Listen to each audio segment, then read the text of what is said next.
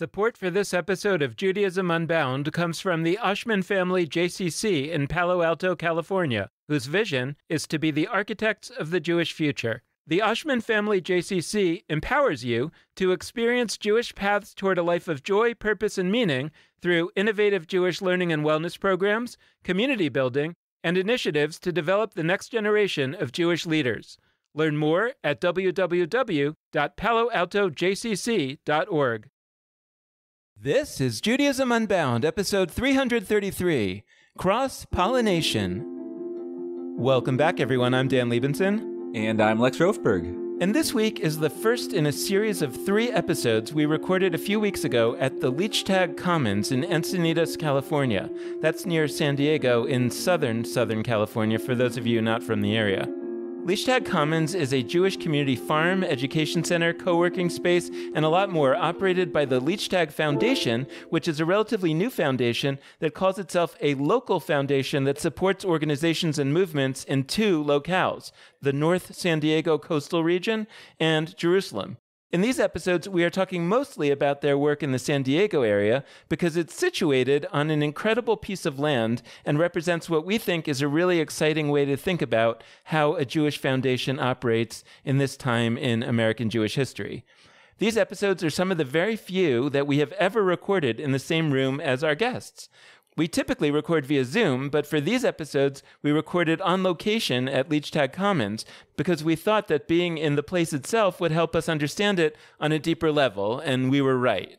We spent a couple of days exploring the Leechtag Commons, the beautiful 67.5-acre property, getting to know the foundation's staff and tenants, and we snuck in a little podcast recording here and there. In this first episode, we'll focus on the programming that takes place at Leechtag Commons, as well as a project called The Hive, a co-working space for folks working in both Jewish and secular nonprofit organizations geared towards fostering creativity, collaboration, and connection.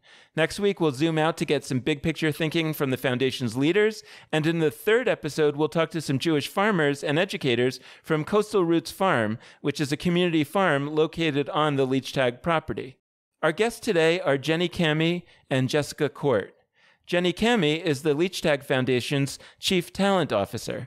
In this position, she oversees the Hive co-working space and is responsible for creating innovative new partnerships, leveraging resources to increase program impact, and nurturing the growing talent in the Jewish communal professional pipeline.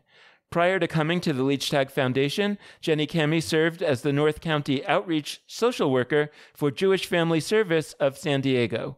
Jenny Camhi is an alumna of the Schusterman Family Philanthropy's ROI initiative and is currently part of the Jewish Women International Jewish Communal Leadership Project. Our second guest, Jessica Kort, is Director of Communications and Strategy for the Leechtag Foundation, as well as its affiliated project called Impact Cubed.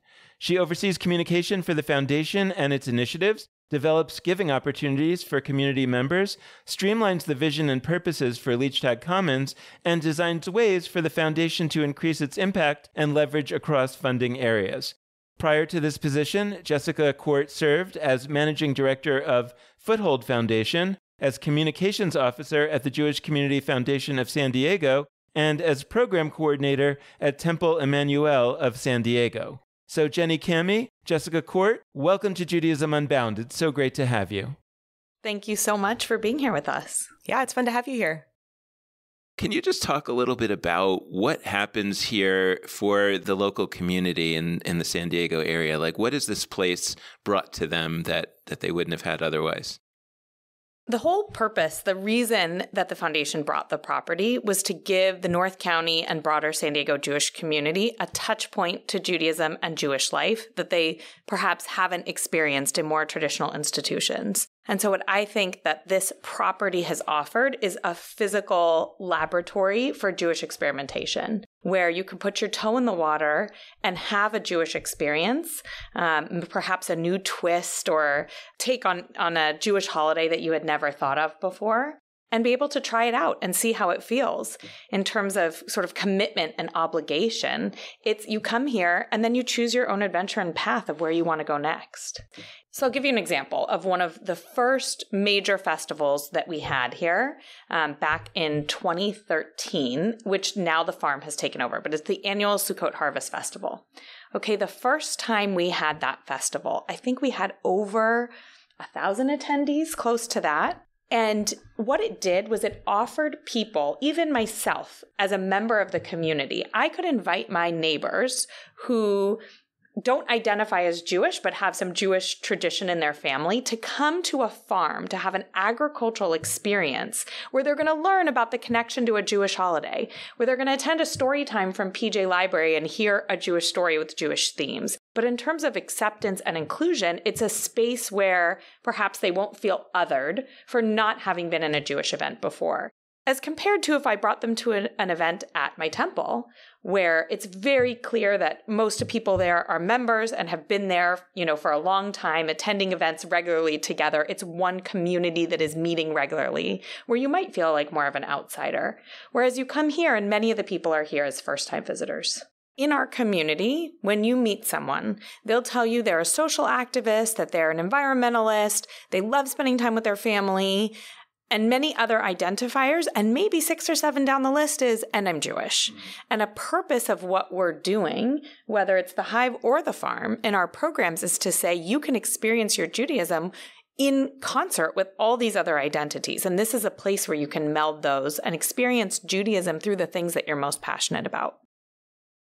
Do you think that there's a population of Jews? I mean, part of it, ultimately, we're also thinking about, what should foundations, what should cities out in the world that are not beautiful weather 12 months a year, what would they learn from having this land that might have to be transposed into a different environment? But are we talking about that those people that you're describing that would list being Jewish as number 7 on their list, that what we should aspire, or what they might aspire to, is not to find a way into existing ways of being Jewish, but that actually something fundamentally different is what's going to connect with them. And in this case, it's striking me as more like the 3 pilgrimage festivals from the Bible, that it doesn't have to be every week. It has to be a really powerful experience 3 times a year or some number of times a year. So is that kind of what you're starting to experience? And I think a lot of foundations talk about grant making. That's what foundations do. There's some large national foundations that do their own programs, but they're sort of understood to be national programs. Local funders generally seem to want to give grants to their local community, but it seems like there's a possibility that's not the way to go, but that there's another additional thing that foundations can do, which is to kind of diagnose what's absent in their community and say, you know what, we may actually have to be the ones to seed that. And that doesn't mean that they necessarily have to operate it. Maybe they have to find somebody that wants to do something like that or import them. I mean, I can almost imagine you all training people from foundations all across the country, or people that foundations have selected to come here and intern for 2 years, and really understand how it all works. And then come back to their city and figure out, well, okay, for us, it's not going to be a farm in Minneapolis, because it's too cold. I mean, sorry, I used to live in Minneapolis, so I feel okay. It's not, I don't mean to insult Minneapolis, but what would it be? And that's where I think it would be interesting in this conversation to talk about what you really have been doing here. And obviously, we're going to be talking about it as taking place on this land because this is where it is. But for our listeners, I don't think you have to make this translation, but I think for our listeners, I hope that they can translate that as what would this look like in my, freezing cold city? It would look a little different, but what is it that our institutions really aren't able to give to the folks in this city who feel that it's hard for them to access Judaism? And what might that look like here? Maybe one of the biggest gifts as a foundation we can give versus a grant to a certain organization. We do have a tremendous privilege that we can create these amazing, beautiful programs for the community to come to. And we don't have the heat and the pressure of converting that at this point in time into a membership. What we are doing is drumming up an interest and a passion in Jewish life that is then ultimately going to feed the other Jewish institutions in our community, that is going to bring members and funding really to those organizations at some point in the future. And we did take a big risk thinking that this property might work. And I think we're constantly evaluating, is this what we set out to do? And is it achieving what we hoped it would? Is it bringing the people who asked for something like this, what they envisioned? And that's why we always want to be working with the people who live here and who visit here, who are investing in our programs to create community that they want to see. Is this providing that meaningful Jewish space that you were hoping for? I want to talk about a phrase I haven't heard used that often in Jewish life in a while, but I feel like a decade or so ago, it was like really hot. Public space Judaism traces to Carrie Olitsky. It's basically this idea that he and others promoted through organizations like the Jewish Outreach Institute and others, where Judaism doesn't live just in buildings that have Jewish names, right? Like just in synagogue, just in the Jewish Community Center, the Jewish Federation. Like, I think a lot of people's intuition is that one does Jewish in places that are called Jewish. I want to push back on that, and public space Judaism is kind of a notion that one could push back on that. And literally, there were moments in time where it took the form of like, we're going to go to the aisle of the grocery store, and like, there's going to be matzah, and we're going to... But the reason why I think that's such an important thing is that there are no articles online about what are the rules and what are the norms of how you act in the grocery store aisle. I've never seen an article like that. I have seen a lot of articles for both Jews and non-Jews, like, how do you act in a synagogue? What are the things you say? What are the things you wear? What are the things you do? What are the things you don't do? Like, if you're going to a bat mitzvah, what should you think about? What's the gift? What's the, like... The second people are nervous to that degree, even if they learn to a successful degree, like how they're supposed to act, maybe even like on their fourth or fifth bat mitzvah, they might start to let their guard down and be a little comfortable. When you're on a farm, I don't think there's as many elements of nervousness. And I think that's why there's people that are, not going to synagogue or not going to traditional Jewish institutions for whom, oh, go to a farm? Yeah, sounds fun. I don't think I'm going to act the right or wrong way there. So I guess I'd love to hear from you, like, to what extent is that public space Judaism, that idea that we can sort of live Jewishness wherever, not just in buildings that are called Jewish, at play in the work you're doing here? That movement and ethos really shaped me, actually. I used to work at a synagogue, and those programs were very influential in my understanding of who could be part of Jewish community and who deserved to understand the basics of being in community with Jews. And I think I bring that here as well. It's also maybe why we chose the name Commons. It implies openness and access, certainly. We want this to feel like an extension of home, somewhere people belong. We even had for a whole year a theme of belonging. That was how we designed our programs, so that everything came back to that notion, because it's how we design our culture. It's how we train everyone who works here, that we're hosts, and it's about radical welcoming, so that people can come here for what we design, but they can also be part of the design. Yeah, I have to credit our colleague, Jordan Daniels, who always says inclusivity is about making someone feel welcome in your home, and belonging is about creating that home together. And so we tried to keep that in mind with all of our programs. It's funny you mentioned public space outreach, because I got into this work because the Leach Tag Foundation gave a grant to Jewish Family Service to fund a North County outreach social worker, with the intention that that person would do public space Judaism outreach. And so I was in the grocery aisles tasting the olive oil at Hanukkah. That's was me. Amazing. Yes.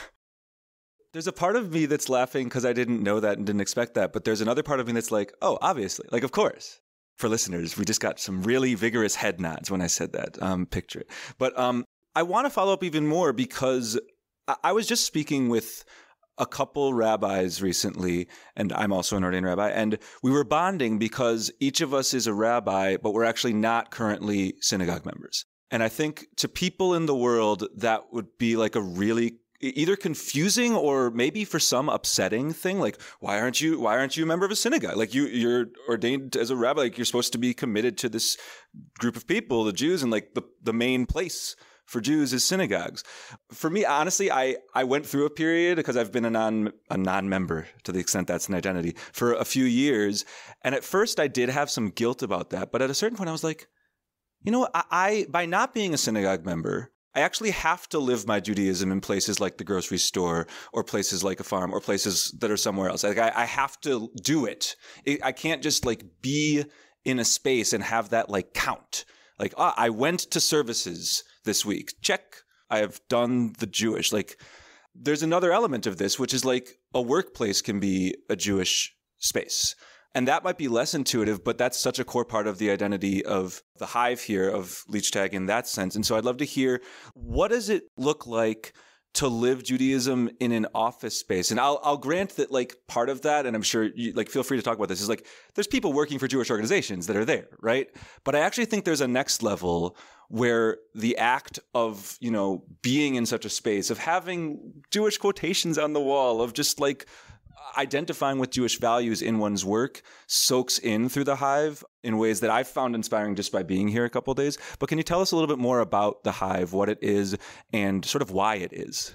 Absolutely. The Hive came before the purchase of the property.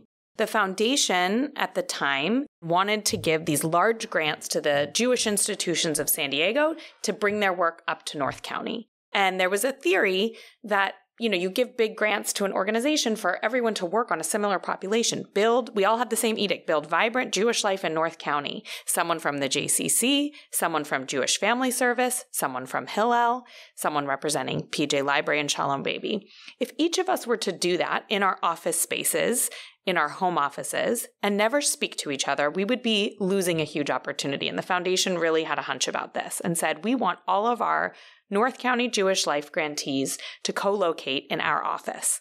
Well, I was a grantee at that time, so I can really speak to that perspective, which is, why does my funder want me to be in the office next to them? That seems a bit odd, right? Like, are they watching me? Do they not trust me? What I realized is we sat around in the very early days. We actually sat around a table similar to the one we're sitting at right now. No privacy. So if I'm on the phone as a social worker and my colleague from Shalom Baby is sitting across from me and saying, I happen to know of another Shalom Baby parent who's in Oceanside who has a childcare resource for your person, right? And so the foundation, I feel very strongly, was right in taking that bet that us working together was really going to leverage the finances and the money that they were giving to each of the individual organizations.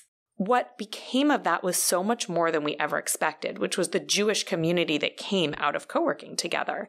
And at the time, you're right, Lex, that we were all working for Jewish organizations.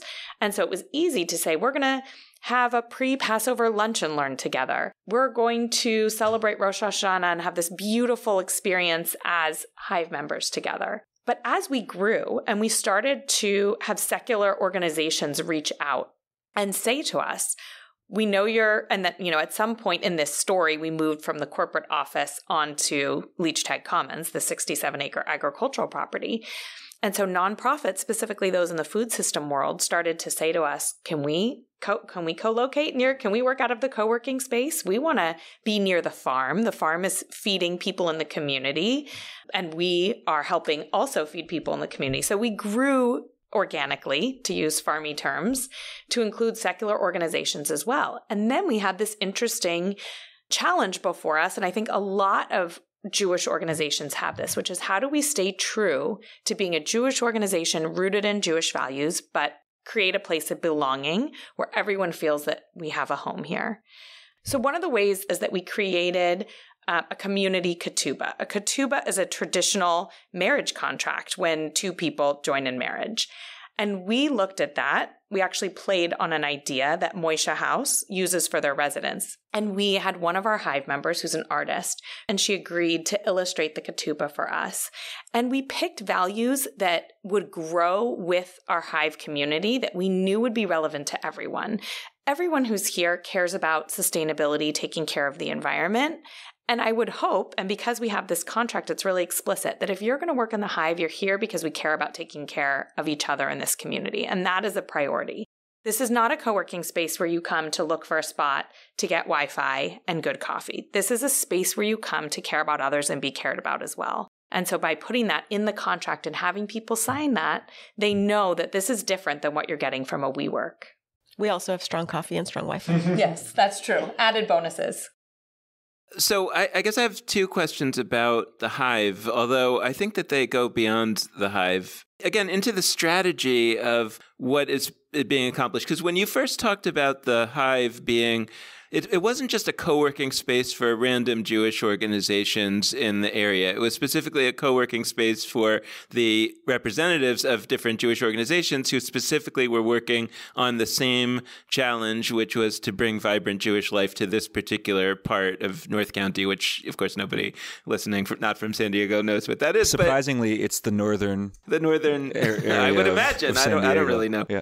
I just know it took like a half hour from the airport. But, and it's funny because Lex was talking about a conversation that he had earlier. I think it was part of the same conversation that we had a few days ago with somebody. And we were starting to think about how there's a bunch of these smaller Jewish organizations, we wish one day it'll be us too, that have people in different cities around America. And the idea that they could all kind of co-work together, whether physically or just at least be in touch with each other. It's not only for fun, it's because actually that could probably amplify all of what we're doing almost by getting a little bit of the work of the person who's not really working for our organization, right? And so strategically, it makes a lot of sense. So I guess my question number one is how has that manifested? Can you describe ways in which Jewish life in North County has been enriched by the fact that these folks are working together in the same space? And then, question number two is really, again, I think it's a fascinating case study for every other city in America to say we can create a Jewish WeWork, a Jewish space that is deeply Jewish in its identity and in its content, but it doesn't have to be parochial. And that a Jewish space that actually created an amazing place to work for non-Jews would in a way make the case for why Judaism is worthwhile. I mean, if it has something even to offer non-Jews, right, then maybe it has something to offer Jews. I think we tend to be so parochial that that's why a lot of Jews are like, if it's just to be Jewish, I'm not interested in that. But if it's actually giving something great that even non-Jews want, that's kind of worth taking a second look at. So again, I'm curious or I guess I'm thinking more about how you have created Jewish meaning for the non-Jews that are there as well as for the Jews. So there's a benefit to the foundation to having Jewish organizations working on the similar issue co-working together, right? Which is we're giving you money to do something and you're working together and leveraging the resources. But the benefit has gone so far beyond the organizations. The bigger mission of Leech Tag is to build vibrant Jewish life in North County, and having a co-working space for national Jewish organizations to be able to place a staff member here, to your point, Dan, which is, we're interviewing a fantastic candidate who happens to be in San Diego, and this can be remote work, and we could place them to work in the Hive, where not only will they have a co-working space to work, but one of the biggest benefits of working in the Hive is that you never know who's going to walk through those doors. So maybe somebody who's working for Repair the World is suddenly meeting a board member of Moishe House, and they get to share the work of Repair the World, but they would never have that meeting in that intersection if they were working from home or from a secular co-working space. But beyond that, I could go on and on about stories of people who came here to work in the Hive, whether they came through Moishe House, Coastal Roots Farm, even Leech Tag, and they've gone on to plant their roots in North County and are now raising a family. I mean, we should get a group discount at our local Jewish preschool for how many of us have now put kids through there. I got a call from a former Hive member. She worked for JDC Entwine. She was based in DC. They had this spot in the Hive. They needed her to work from the Hive. She came out here. She ended up meeting her now husband. They lived down in San Diego. And she just called and said, we just bought a home in Encinitas. I have 3 kids. Can you connect me at all, with the resources and the preschools and the synagogues in the area? Because this is really where we're going to plant our roots. And so that's how you create vibrant Jewish community. Leech Tag feels so strongly that you bring the talent here and sort of let it flourish. You asked a little bit about how Jewish North County has grown as well as a result. And a lot of the organizations that are based here are doing work in the community, whether it's through the Jewish Film Festival that has North County showings. And that's, of course, attracting a much broader base. There's Shalom Baby and PJ Library, which has its satellite here. And that's, again, off-site, but also bringing people here. And there's sort of a two-directional flow of community building and connection. There's Moishe House, which, because they're here, they have homes in North County. There's one in Encinitas. So as far as working for a Jewish organization and the impact that it's had on a lot of our lives, I think, we're members at synagogues and go and are engaged there and volunteer there. And I would say personally, a lot of this phase of my career growing as a professional Jew, I've really benefited from all of the influence and education that's around me, the biggest chunk of my day. I get to be Jewish all day and express that in really interesting ways, whether it's I'm learning or I'm teaching other colleagues who either are Jewish or aren't Jewish and haven't had benefit of education and experience that I've had. Getting to spend the bulk of my day engaging with others who are also kind of on their journey of understanding what it means to be Jewish.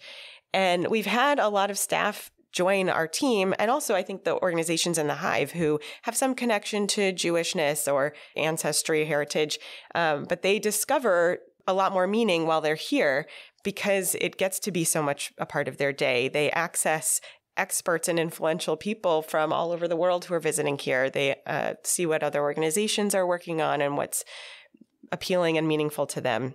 What was interesting for us being a Jewish co-working space during the pandemic and having a dispersed workplace, we talked often about what it meant to have Jewish workplace, and we tried to carry that through not only for the foundation team, but also through Hive programming and professional development, and still infused that sense of Jewish space and Jewish place for work in all of the programs that we did. And we even talked about what does virtual co-working look like and how can we practice that, embody it, especially throughout the Jewish year and highlighting Jewish holidays in different ways.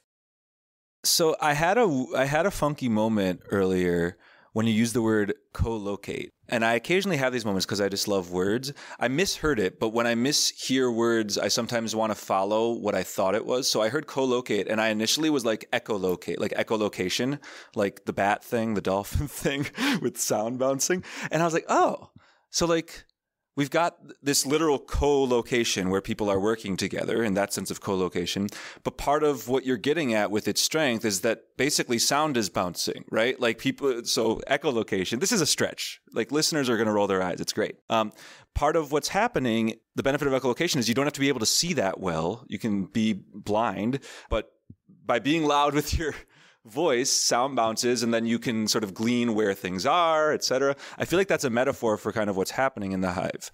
But I also wanted to push because I could imagine a listener out there who, like maybe a listener who works for the Federation somewhere, or who's just like sitting there smiling like, oh, these newfangled folks think they're so smart, and they think they created this new idea of like Jews related to different agencies working in the same space or working in close collaboration, and like they think they reinvented the wheel. But that's what the Federation does.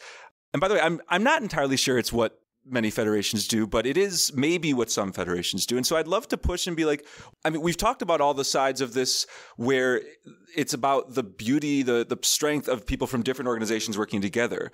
But why is it actually important to the Hive's identity that they're not just like one centralized organization? They don't become like the leash tag organizations where they're all like one thing officially, but rather that they are representatives of organizations that are external. In what ways is the fact that they aren't all centralizing in one official apparatus part of the point?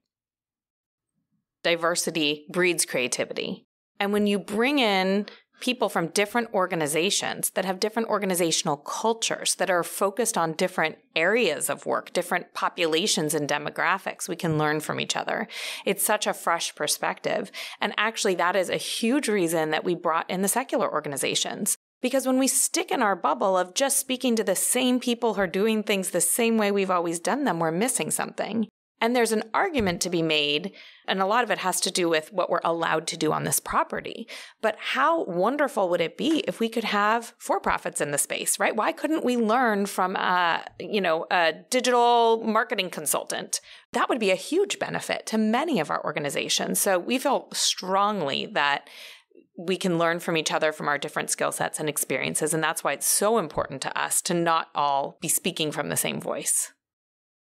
What's interesting to me is that there also are ways that the foundation makes requests of its grantees, but says, well, we want you to locate here physically. We want you to, in the case of the larger organizations in San Diego, we want you to take this area, North County, more seriously by having a person dedicated to that and stationing them here.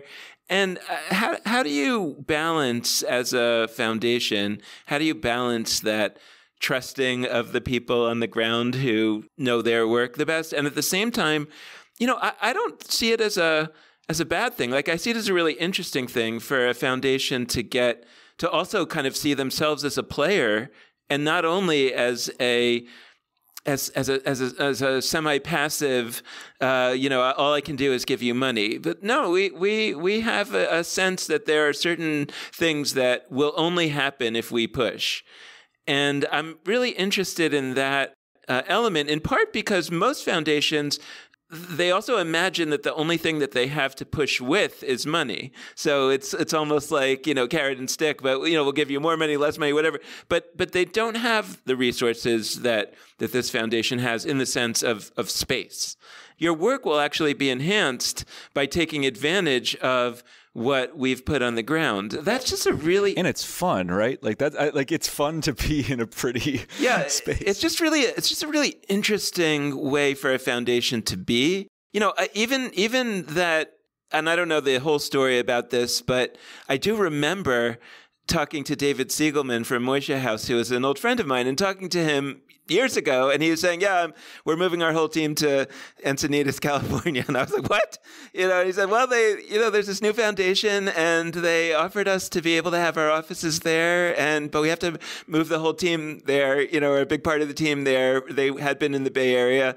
And I just remember thinking that was very cool. And something was going to happen there, and it has. And so I'm just, again, I'm interested in the extent to which, I guess in this case, I'm like a foundation program officer because I'm interested in replicability, right? I'm interested in what could an approach like this look like if more foundations, in particular, locally oriented foundations that have a lot of resources and that could do something beyond grant making, what they could learn from this. If you think about Leech Tag Foundation at the top of the big hill with a little snowball, and we gave a push, okay, and that snowball started going down the hill and getting bigger and bigger and bigger. We are not, I think, as directive in most cases today as we were when I was the Jewish Family Service North County Outreach Social Worker. It had to start somewhere. We had to give that push in the beginning because it was so far outside, at least I can only speak about the Jewish community in San Diego because that's the only community I've ever worked in professionally, that this was not happening here, where organizations co-located together. Once that snowball started going, things happened on their own. Once Moishe House moved down to Encinitas, things really picked up. And in a sense, actually, at some point in time, our local organizations backed off the hive a little bit and said, we're going to bring our people back to our home offices. But at that point, we had national Jewish organizations placing staff members here as their office location. And now we're having conversations kind of coming back to where we started with many of the agency executives in San Diego saying, hey, we'd still love to have you here if you want. And they are starting to see the value in offering their employees, not because somebody's forcing them or pushing them. Hey, do you want the benefit of working from a co-working space in North County, which for many employees may be closer to their home, save on gas? And we're finding that staff members are asking their supervisors, I'd love to be able to work out of the hive 2 days a week. So just to say that sometimes you need that push in the start, but the hope is that you're not pushing the entire time because then you're doing something wrong if you still have to do that the whole way down the mountain. For example, I told you we needed a push at the beginning for those local orgs to have people here, right, to get it going. And for some of them, a few years in, it wasn't working for them to have people here. And at that point, we were attracting other organizations to have staff here and saying, you know what, you're right, we tried this. We're all about failing forward and saying, you're right, for this particular position, maybe it doesn't make sense for them to be in the co-working space, and that's okay. And then let's take a break for a few years, and a few years down the road, now this person really needs to be in the hive. And as long as we can create that open, transparent relationship, I get calls constantly from other communities who are trying to start Jewish co-working spaces and asking for our advice. And especially being that we were a funder-driven space, and they say, what is your best advice to us? My best advice is invest in the relationships. Invest in a person that can build true relationships with your members so that they can understand what's working and what's not working, because that's the most important thing, are those open, transparent relationships. So a lot of our episodes, we jump and hop from topic to topic and return to things later. I want to return to the community ketubah that you described earlier, that, collective contract that people signed onto. I want to look at it in a couple ways, because first off, you emphasized that it was made by an artist. It's really beautiful. There's also a way that somebody could hear that and be like, ooh. I'm thinking of the thing that was on the wall of my private school growing up that said, we commit to the common trust and we agree to relate to one another with respect and trust and honesty and fairness and kindness. That's actually what it is directly, because we were forced to memorize it. And there's a way in which that was beautiful, right? It was like a set of values we all aligned with, but it was also like a thing used to be like, oh, you're remember kids, you agree to relate to each other with trust. Look at the thing on the door, and you're not trusting us right now, or you're not being respectful right now. And there's a way in which that could be used in a negative way. But I don't think that's what's happening here. That's not what I'm asserting the ketubah is. But basically, for folks out there that are thinking my organization or my co-working space or my something could really benefit from a collective kind of agreement, a beautiful thing hanging on the wall that's a reminder of something. It's like a mezuzah, honestly. You walk into the space and it's right on the wall, and it's meant to do a similar thing of not reminding you of the commandments of God, but reminding you of a collective covenant. I guess I'm curious if you can say more about how it is activated, what it means in the lives of the people that are working there, and also to the extent that you acknowledge how somebody else might use that for ill, right? If somebody listening is I want to make a ketubah, what should they not use it for with their people? How should they not wield it, maybe? I will say the process to get to the ketubah was long, maybe even 6 to 9 months. It wasn't, let's pick 3 people from the hive and come up with these values that we think will resonate with everyone. It was workshopping multiple times with everyone who was in the hive to come up with the language. We picked every word apart. Now, to be fair, it was written probably in 2017. So there are people who were involved with the language who are no longer here and new people who have come on since. But I think in terms of community buy-in, at the time we created it, it was written by the people for sure. I haven't thought about it as something that could be used for ill, to be honest. I think that it's just a reminder and a visual reminder, to your point, when you walk in, that this is a different space. This is not, again, an office space where you come and park yourself and answer your emails in a corner. That this is a community that you're walking into. And so my hope is that serves as that reminder every time you're in the kitchen of the hive, that you're remembering that you're a part of something bigger. And the ketubah it's more of a symbol in some ways. I don't know if this is what you're getting at, but a symbol of the fact that this is a beautiful place to connect with Judaism. There's nothing punitive about it.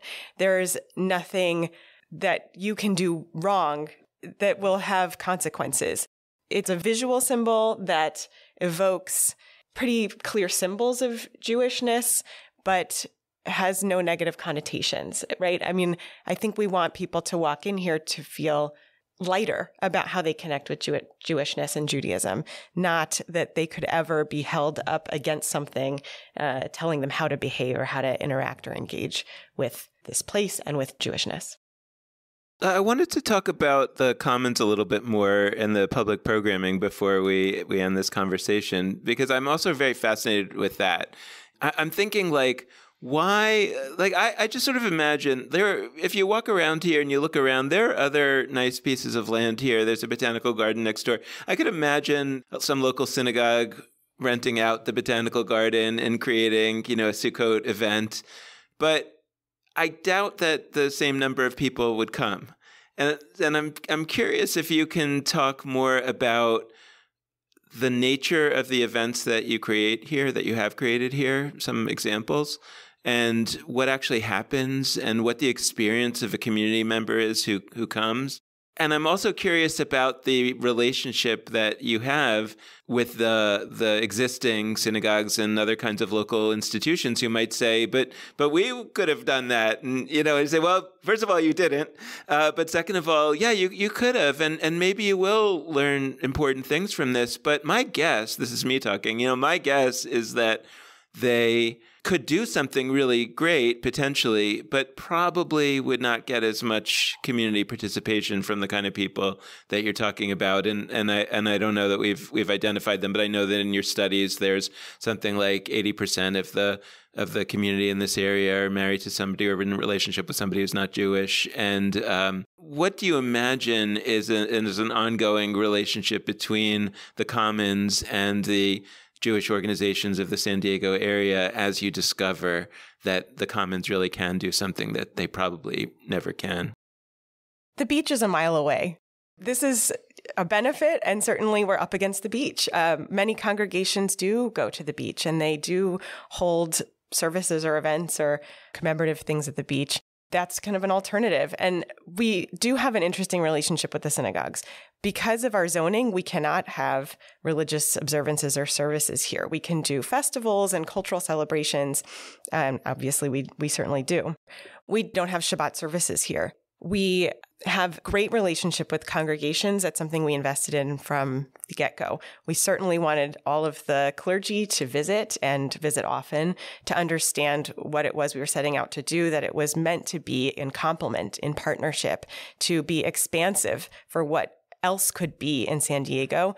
And the congregations sometimes do hold programs here too. They know that their congregants are coming here for other things to, again, complement what they're experiencing in synagogue life. And it's important to us that it's all additive. Everything is growing the pie. We won't ever be able to provide, by nature of who we are, what a synagogue will. And so that's why we work, when things are going well, so beautifully together.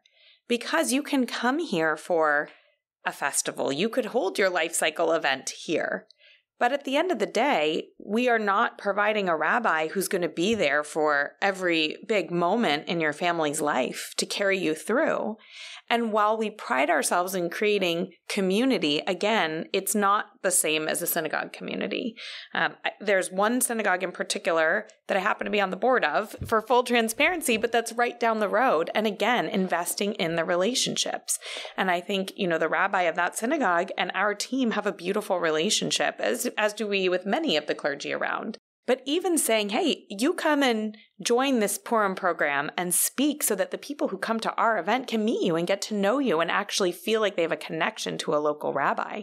So that's to answer part of your question. To give you a sense of our programs you asked about, to sort of paint a more vivid picture of what we're doing. Someone once said to us, but I think it's really accurate, you guys are really the B side of the mix of the tape. Like you do the B side of the tape. The synagogues are the A side and you're the B side. Like, for example, we had this beautiful Tu B'Av program. Now, I grew up conservative, going to Hebrew school 3 days a week. And Tu B'Av, which is the Jewish take on Valentine's Day, the Jewish holiday of love, was never something that I learned about or celebrated.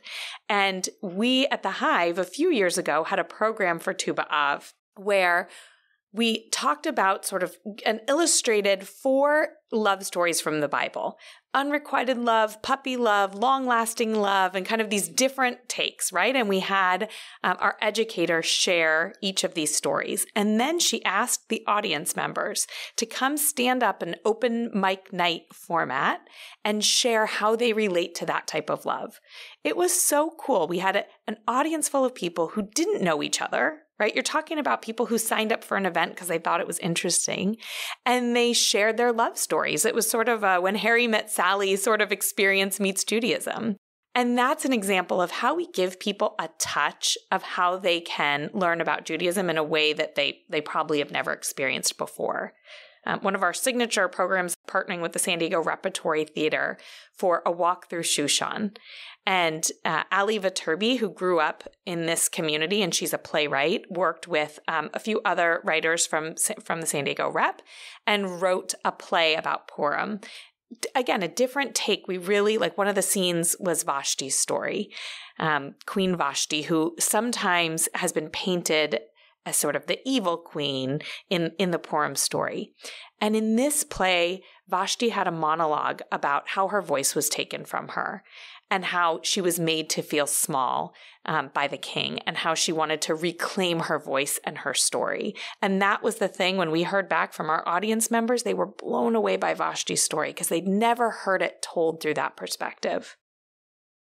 I'm fascinated by the zoning thing that you referenced about how, like, it's not permitted to do, I would say, a certain kind of religious services. And what's so funny about that, I'm thrilled that you're permitted to do all of these beautiful holiday celebrations. But, like, from my perspective, like, hello, that's religious, right? Like, if I were on the zoning board, which, you know, I'm glad I'm not, I would be like, well, if we actually want to have some hard and fast distinction between religious work, like, I would be like, that's religious. Oh my gosh, don't do that. But, like, part of what that points to is that the whole idea of what is and isn't religious, I think it's defined through Christian notions of religion, and I think it's also just generally insufficient. And what I love about this space, I mean, people could or could not call it religious, right? Like, if somebody came here and was like, I experienced these public programs for holidays as, like, my synagogue. Like, it's not that it is a synagogue, but, like, we get emails occasionally from listeners that are like, your podcast is my synagogue, right? Like, in that sense, that would be a totally valid thing for somebody to experience. Somebody else could come here and be like, no. I'm not religious. I'm secular. I mean, without going into what secular means or doesn't, like, somebody could say, like, this is just about, you know, cultural programming. I'm not here to think about God. I'm here to be in community with others and in a beautiful space. But I guess, like, as a closing note, I'm feeling called to ask a question I didn't think I would because of a silly zoning rule. But, like, how would you characterize this space on the axis of religion and culture, or religious and secular? I'm not sure we have an official designation or distinction, but we probably default to, we don't have prayer services. We don't have communal kind of worship that is the traditional manifestation of that.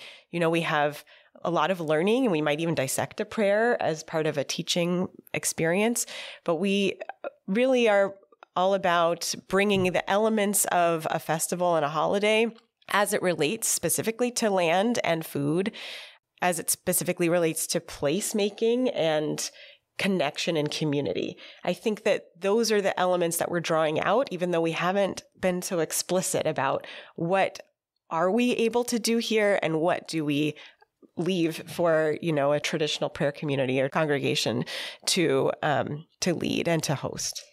It goes back to your public space Judaism question, because I actually think the zoning isn't about the actions. It's not about what you're doing. It's about the physical building, right? Our zoning tells us, my understanding of it, is that you cannot have a building that is the religious center. So essentially, we can't build a synagogue here.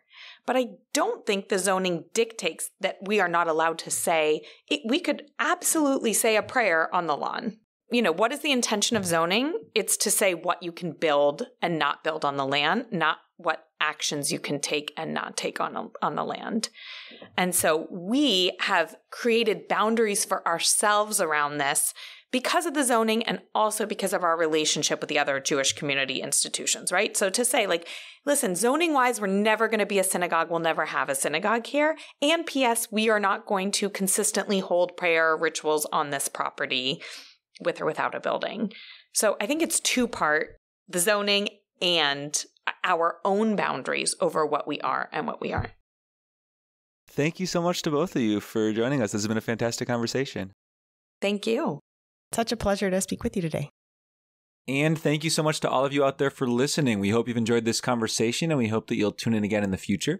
Before we close out fully, we wanted to give a shout out to one of our friends in the Jewish podcast ecosystem, the Can We Talk podcast from Jewish Women's Archive, one of our favorite organizations to collab with. They are super awesome, and their podcast is really wonderful. Their recent episode, episode 80, is called Toxic Hookup Culture in Jewish Youth Groups and Summer Camps, and it's a really great episode to listen to in conjunction with our recent episode, episode 331, which featured Rini Yehuda Newman and Julia Hageley of New Voices magazine discussing an episode we called Safety and Unsafety at Summer Camp, but discussing a report they did looking at the culture of summer camps and how they can really harm LGBTQ plus people, LGBTQ plus campers and staff. So we really encourage you to listen to episode 80 of Can We Talk as well, because if you were thankful to listen to that recent episode of ours, we think that this episode is a really good one to connect to it. So with that, we will now close fully, and we want to do so in the same way that we always do, by encouraging you to be in touch with us. And there are a wide variety of ways for you to do that. First, you can head to our Facebook page, Twitter, or Instagram. All of those are at Judaism Unbound. Second, you can go to our website, judaismunbound.com. We mentioned there's show notes for this episode, and you definitely can find some great photos to get a better sense of what the amazing Leech Tag Commons looks like. And you can also head around the rest of our website and see our past episodes, all sorts of good stuff. And last but not least, you can email us at dan@judaismunbound.com or lex@judaismunbound.com.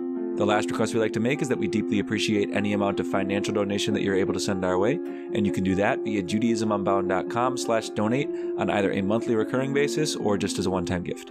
So thank you so much for listening, and with that, this has been Judaism Unbound.